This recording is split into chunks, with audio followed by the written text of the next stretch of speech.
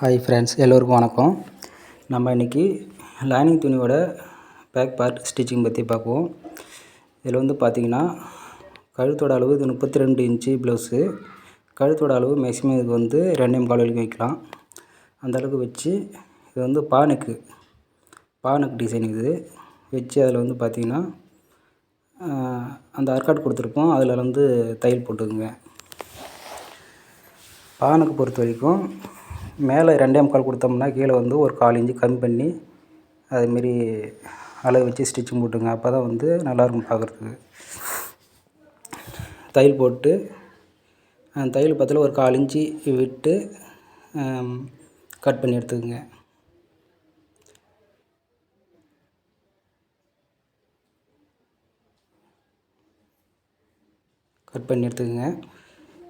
பானுக்கில் வந்து பார்த்திங்கன்னா எல்லா சைடும் வந்து அர்க்காட் கொடுக்க தேவையில்லை. அந்த கார்னர்ட்டை மட்டும், அந்த வளையிற இடத்த கார்னர்ட்டை மட்டும் லைட்டாக அந்த தையலில் படாத லைட்டாக அர்க்காட் கொடுத்துக்குங்க. கொடுத்துக்கிட்டு பொறுமையாக கொடுத்துருங்க. தையலில் பட்டுதுன்னா லைனிங் வந்து இதாகிடும். இப்போ லைனிங் மட்டும் இந்த சைடு பரட்டி விட்டு ஒரு எஜ்ஜு தையல் போட்டுக்குங்க. இதில் வந்து பார்த்திங்கன்னா லைனிங் சைடு தையல் போடுங்க, மெயின் மெட்டீரியல் சைடு போட்டுறாதீங்க. அந்த திருப்புற இடத்த பார்த்து கொஞ்சம் பொறுமையாக போடணும். இல்லைனா துணி வந்து அந்த இடத்த கொஞ்சம் சுருக்க விழுந்த மாதிரி ஆகிடும். லைனிங் ஃபுல்லாக அந்த சைடு எடுத்து விட்டு பொறுமையாக எடுத்து திருப்பி எடுத்துக்கங்க. இது ரவுண்ட் நெக்காக இருந்தால் அப்படியே நம்ம சசன்னு அடிச்சிடலாம். இது பானுக்கு வந்து அந்த திருப்புற இடத்த 2 சைடு மட்டும் கொஞ்சம் பார்த்து கவனமாக வந்து தையல் போடணும். இந்த கார்னர்கிட்ட கரெக்டாக இருந்தால் தான் அந்த பா ஷேப் கரெக்டாக வரும். இல்லைன்னா அந்த இடத்த கொஞ்சம் சுருக்க விழுந்த மாதிரி ஆகிடும்.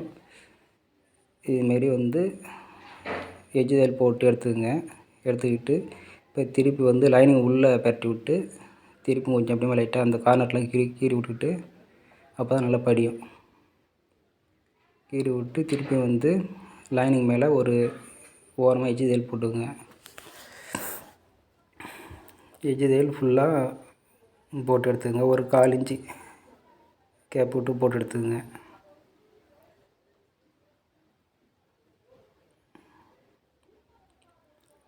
இதில் பார்த்திங்கன்னா திருப்புற இடத்த கரெக்டாக அந்த 1/4 இன்ச்சு கரெக்டாக அளவு வச்சு திருப்புங்க.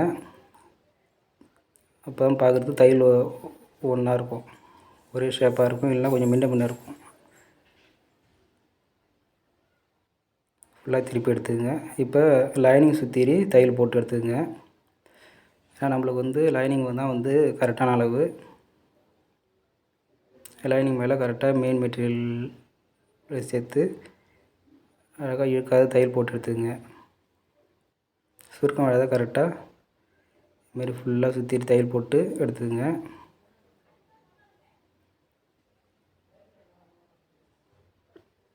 கீழே வந்து ஒரு இன்ச்சு மடிக்கிறது விட்ருப்போம்.